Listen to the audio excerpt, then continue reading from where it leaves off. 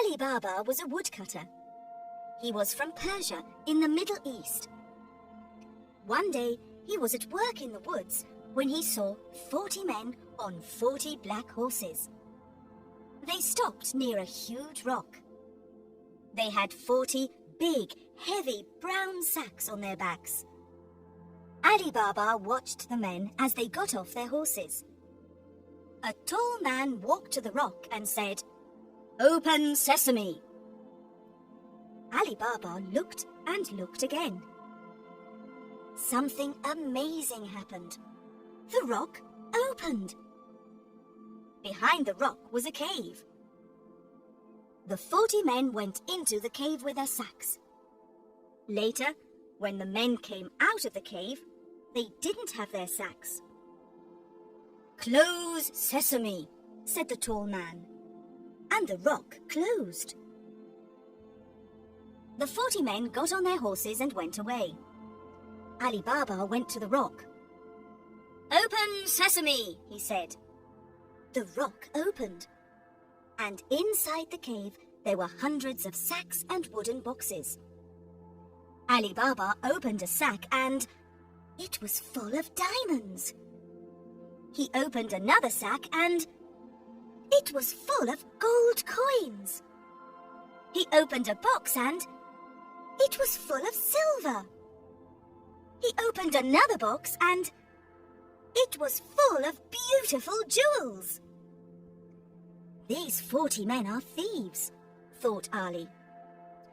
I'm going to take some of these coins home for my wife. He put some gold coins into his bag and went out of the cave. "Close sesame," he said. The rock closed and he went home. Ali Baba's wife, Nasreen, was in the kitchen.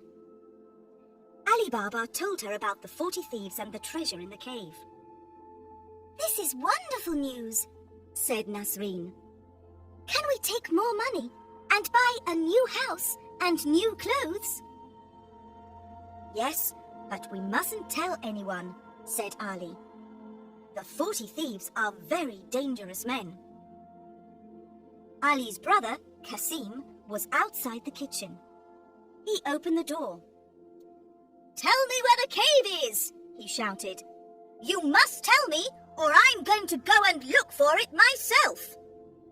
"No, don't do that," said Ali. "Go into the woods.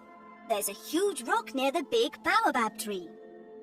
The rock opens when you say, 'Open sesame,' and closes when you say, 'Close sesame.'" Kasim went to the rock. "Open sesame," he said. He went into the cave and the rock closed. "This is amazing," thought Kasim. "Gold, silver, beautiful jewels." He had 3 big sacks with him and filled them with gold and silver and jewels. He stood in front of the rock and said, "Open wheat." But the rock didn't open. He said, "Open corn," but the rock didn't open. Oh, what is the right word, he thought. Kasim was angry. He couldn't remember the word. He sat down to think, but suddenly he heard horses. The 40 thieves were outside the cave. "Look, a horse. Someone's in our cave. He can't have our treasure. He must die," said the tall man. The next morning, Kasim's wife, Jila, went to Ali Baba. "Kasim didn't come home last night. Do you know where he is?" she asked. Ali told Jila about the cave. "Please go to the cave. The thieves are dangerous men. They'll kill him," she said. Ali went to the rock. It was closed, but he heard a noise. "Kasim, are you there?" he said. Yes. "I'm here. Help me. I'm hurt." "Open sesame," said Ali Baba, and the rock opened. Kasim was on the floor. He couldn't walk. "The thieves said I must die, but I didn't die," he said. "You didn't die, but you're hurt. Let's go home now, and the doctor can come to the house later tonight." The next afternoon, the thieves went back to the cave. "He isn't here," said the tall man. "We must find him. He was hurt. We must find the doctor who helped him. The tall man found the doctor's house. He was angry. Where's the man you helped yesterday? Where's his house? He asked. I don't know, said the doctor. It was dark and I couldn't see the road or the houses. Then take me to the house tonight when it's dark, said the tall man. The doctor took the tall man to Ali's house later that night, and the tall man painted a white cross on the door. Now I know where Qasim and his family live, he thought. They must all die. And I've got a plan.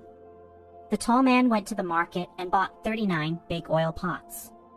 Put the pots on your horses, then hide inside them, he told the thieves. I'm going to Ali Baba's house and you'll be in the pots. We'll kill them all tonight when they are asleep. That evening he went to Ali Baba's house. Good evening. I'm an oil merchant from India and I'm very tired, he said. Have you got a room where I can sleep and a place for my horses?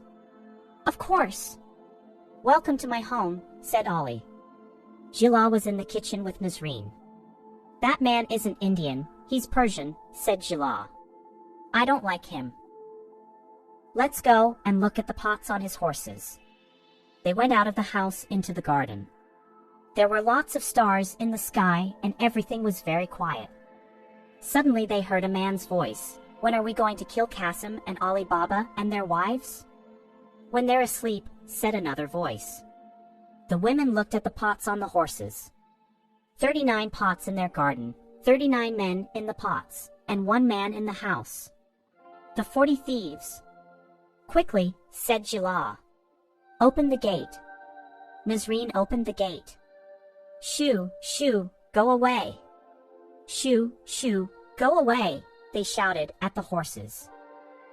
The horses ran out of the garden. They ran and they ran and they ran. They ran into the desert and never came back. The tall man went into the garden when everyone was sleeping. His horses weren't there. His pots weren't there. His men weren't there. He ran out of the garden. He ran into the desert, but he couldn't see his horses or his men. He ran and he ran and he ran and he never came back. In the morning, Qasim and Ali Baba woke up early and went into the garden. This is very strange, said Ali. The oil merchant isn't here, and his horses aren't here. Where are they? You men are very silly, said Nazreen. Yes, very silly, said Jila. The oil merchant from India wasn't an oil merchant from India. No, said Nazreen. He was the leader of the 40 thieves. Where are the 40 thieves now? Said Qasim. They ran into the desert, and let's hope they'll never come back, said Jila. Tomorrow you can go and get the treasure and we'll give some to everyone in the village. The next day, Qasim and Ali Baba went back to the rock with 10 gray donkeys. Open wheat, said Qasim. No, silly. Don't you remember? It's not wheat. It's sesame, said Ali Baba. Of course, the word is sesame. Open sesame, said Qasim. The rock opened and they put all the wooden boxes and sacks of treasure on the donkeys. Then they went back to the village and gave the treasure to the poor villagers. Thank you, Nazreen and Jila, said the villagers. You're very clever women.